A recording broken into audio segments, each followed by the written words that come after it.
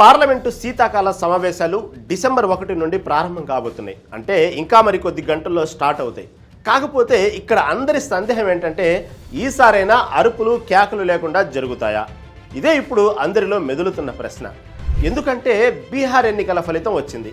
ఇటీవలే జీడిపి గణాంకాలు విడుదల కూడా అయ్యాయి. ఈ నేపథ్యంలోనే పార్లమెంటు సమావేశాలు సాఫీగా జరిగే అవకాశం ఉందా, లేదంటే ఎప్పటిలాగానే పార్లమెంట్కు సంబంధించిన ఒక సంచలన విషయాన్ని బయటకు తీసుకురావడం, అదాని స్టాక్ మార్కెట్ అని, జార్జ్ షోర్ప్ ఇంటర్నేషనల్ కాన్ఫరెన్స్లో భాగంగా పార్లమెంటు సమావేశాలకు ముందే ఇలాంటివి వస్తుంటాయన్నమాట. దాన్ని ప్రతిపక్షాలు ఒక ఆయుధంగా వాడి గందరగోళం సృష్టిస్తుంటారు.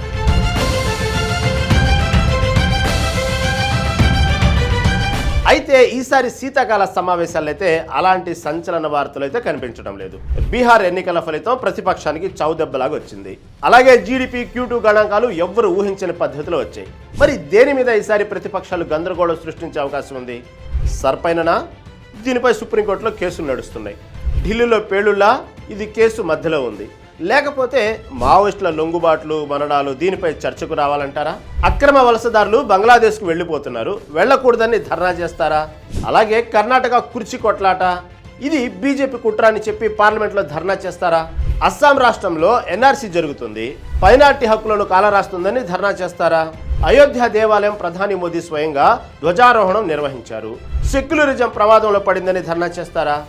లేబర్ చట్టాలను మార్చారు, ఇదంతా కూడా అదాని కోసమని ధర్నా చేస్తారా?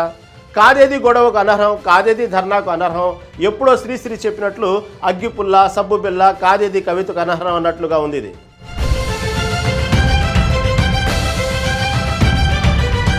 ఇక్కడ మరో వింత ఏంటంటే మాకు గొడవ చేసేందుకు ఏ అంశం లేదని చెప్పి కూడా ప్రతిపక్షాలు ధర్నా చేసే అవకాశం ఉందని కొంతమంది బీజేపీ శ్రేణులు అంటున్నమాట. ఇదంతా కూడా రాహుల్ గాంధీ ప్రతిపక్షాల మార్క్ అని కూడా అంటున్నారు. ఇప్పటికే రాహుల్ గాంధీ బీహార్ ఎన్నికల ఓటమికి కారణం తమ ఎమ్మెల్యేలనట.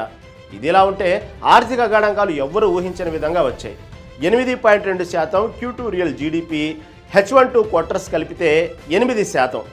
RBI, వరల్డ్ బ్యాంక్ కూడా ఇప్పటి వరకు చెప్పలేదు. కానీ 2027 నాటికి జీడిపి రికార్డ్స్ క్రియేట్ చేయబోతుంది. ఇందుకు ప్రధాన కారణం మోదీ మార్కు పాలన. ఇందుకు కారణాలు కూడా ఉన్నాయి. బిగ్గెస్ట్ ఐటీ రిలీఫ్ GST కట్టు, భవిష్యత్తు కోసం 100 కోట్ల RD ఫండ్ అంటే రీసెర్చ్ డైరెక్ట్ ఇన్నోవేషన్ ఫండ్. అందులో ఈ 2025లో 20,000 కోట్ల కేటాయించింది మోదీ సర్కారు. అంతేకాకుండా మోడీ 3.0 పాలనలో 2 అతిపెద్ద కోర్టులను నిర్మించబోతున్నారు. అలాగే లేబర్ కోర్టులను గుర్తించడం, అలాగే ఎన్నో సంస్కరణలు మోడీ తీసుకొచ్చారు. 2047 విజన్తో ముందుకు సాగుతున్నారు. ఈసారి పార్లమెంట్లో ప్రతిపక్షాలకు ధర్నాలకు ఛాన్స్ ఉండదని బీజేపీ నాయకులు అంటున్నారు.